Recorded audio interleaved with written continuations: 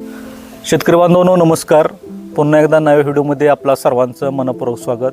शेतकरी बांधवांनो, मी आज घारगाव बोरबन परिसरामध्ये असून ज्यांना डाळिंबाच्या पांढऱ्या मुळीपासून झाडाच्या शेवटच्या शेंड्याच्या पानापर्यंत सूक्ष्म माहिती असून ते इतरांना सुद्धा देण्याचं काम करतात. तसेच या घारगाव बोरबन परिसरामध्ये सर्वात आधी डाळिंब आणायचं काम कृषीभूषण नानाशेठ गाडेकर यांनी केलं आणि आज आपण त्यांच्या बागेत आहोत. हे बघता ही भगवा व्हरायटी जात आहे आणि आज पानगळ केल्यापासून 17वा दिवस आहे. तर बागेचं अतिशय सुंदर पद्धतीने नियोजन केलेलं आहे आणि कुठेही वॉटरशूट दिसत नाही. तर आपण कृषीभूषण नानासाहेब गाडेकर यांच्याकडून माहिती जाणून घेणार आहोत. नानाशेठ, तुमचं मनपूर्वक स्वागत. नमस्कार. तर आज 17-18वा दिवस आहे.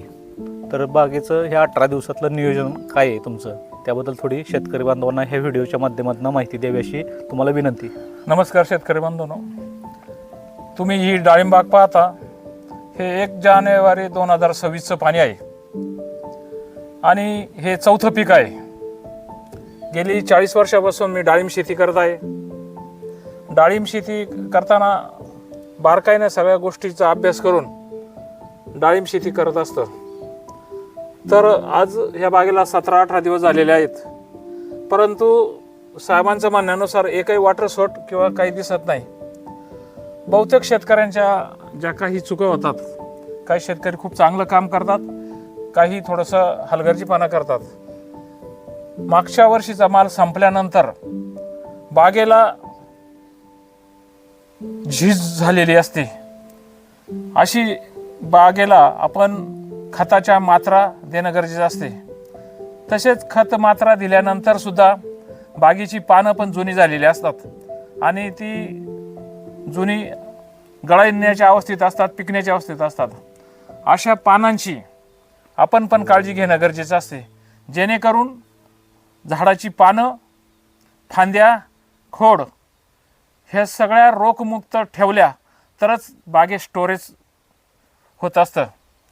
त्या काळात आपण माल संपल्यानंतर खताच्या मात्रा देऊन बागेची झीज भरून काढायची आहेच, परंतु वरती सुद्धा आपण पानामध्ये स्टोरेज होण्यासाठी किंवा पानाचं आयुष्य वाढवण्यासाठी आपण काही कीटकनाशक, बुरशीनाशकांचे स्प्रे मारणं अत्यंत गरजेचं आहे, जेणेकरून पुढल्या वर्षी आपण छाटणी केल्यानंतर त्या काडीमध्ये स्टोरेज होईल, काड्या जाड होतील आणि झाडाचं जे कुपोषण झालेलं आहे माल काढल्यानंतर ते सुद्धा झीज भरून येईल. त्यामुळं निश्चितच सगळ्या शेतकऱ्यांनी मागच्या वर्षीचा माल संपल्यानंतर बागेची अशा प्रकारे काळजी घेतली पाहिजे. तर वॉटरशूट निघू नये म्हणून पाणी नियोजन सुद्धा खूप महत्त्वाचा भाग आहे. तर ह्या स्टेजला पाणी किती दिलं पाहिजे? आता या बागेला 17-18 दिवस झाले आहे. तर पहिलं पाणी मी पूर्ण बेड भिजतील असे 8 तास दिलेलं आहे. पहिलं पाणी 8 तास दिलेलं आहे. त्यानंतर मी परत 9व्या दिवशी परत 4 तास पाणी दिलेलं आहे. तर पहिल्या पाण्याबरोबर मी तर जो आपण बेसल डोस भरला त्याच्यामध्ये DAP वगैरे खतं टाकली, ती उपलब्ध होण्यासाठी मी फॉस्फरस आणि पोटॅशच्या बॅक्टेरिया पहिल्या पाण्यावर सोडल्या. त्यानंतर मी दुसऱ्या पाण्याला बागेत नेमॅटोड किंवा अन्य किडी असतील यासाठी मी दुसऱ्या पाण्याला 9 दिवसांनी वेल्लमप्राय 1.5 मिली प्रति झाड सोडलेले आहे.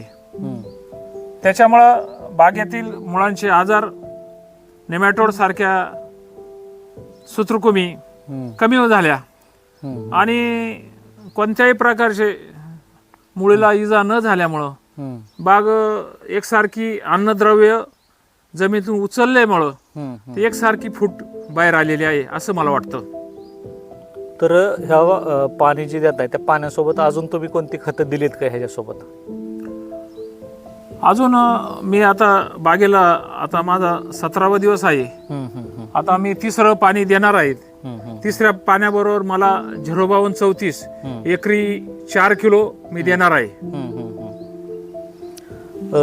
खत व्यवस्थापन सांगितलं तुम्ही, अतिशय चांगल्या प्रकारे केलेलंच आहे. तर त्याचबरोबर आपल्याला फवारणीची व्यवस्थापन सुद्धा खूप महत्त्वाचं आहे. तर ते आतापर्यंत तुमचं 17 दिवसातलं फवारणीचं नियोजन कशा प्रकारे केलेलं आहे? मी बाग पानगळ पूर्ण झाल्यानंतर हां.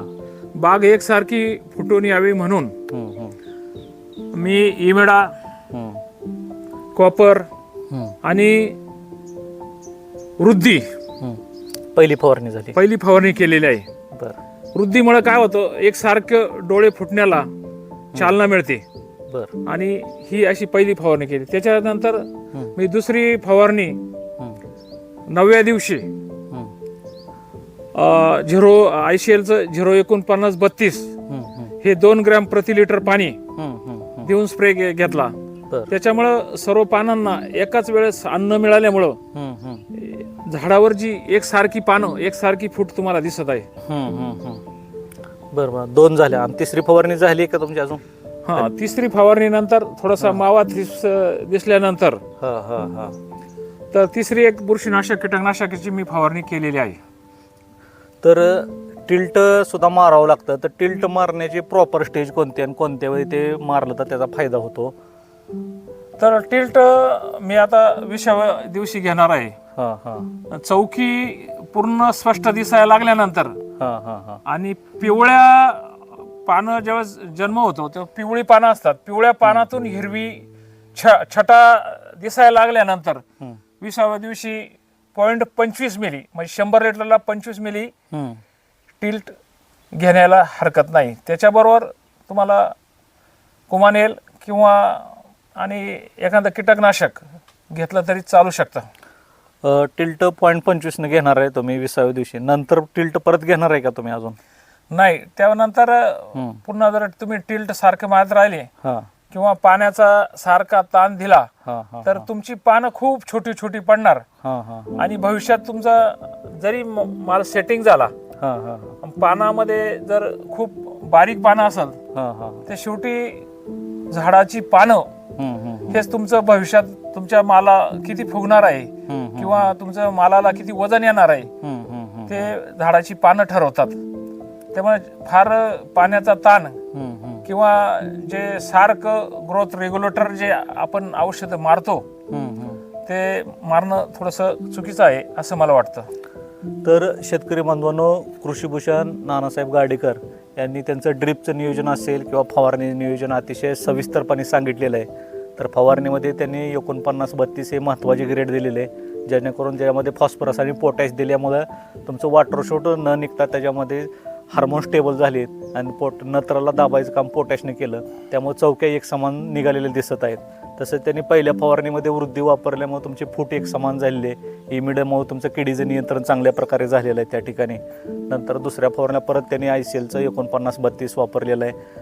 परत त्या ठिकाणी तुमचं वॉटर शूट निघता चांगल्या प्रकारे चौक्या तयार होण्याला मदत झालेली आहे. तसेच तिसऱ्या फवारणीमध्ये त्यांना आता तर त्यांनी 52-34 वगैरे बोरांचा स्प्रे घेतलेला आहे आणि त्यांना चौक्या पूर्ण झाल्यानंतर चौकीत कोणी दिसत असताना टिल्ट 0.25 मिली घ्यायचं असं त्यांनी या ठिकाणी व्हिडिओच्या माध्यमातून सुचवलेलं आहे. तर शेतकरी बांधवांना सुद्धा विनंती आहे, टिल्ट कृपया लवकर घेऊ नका. टिल्ट जर लवकर घेतलं तर तुमची पानं आकाराने लहान राहतात, परिणामी अन्न निर्मिती करण्यावर मर्यादा येतात. त्यामुळे तुमच्याच फळाचे जे भविष्यात फुगवण होणार आहे त्याच्यावर स्वमर्यादा येतात. त्यामुळे टिल्ट अर्धा मिलीनं न मारता 0.25 घ्यावं असं कृषीभूषण नानासाहेब गाडेकर यांनी त्यांचं मत व्यक्त या ठिकाणी केलेलं आहे.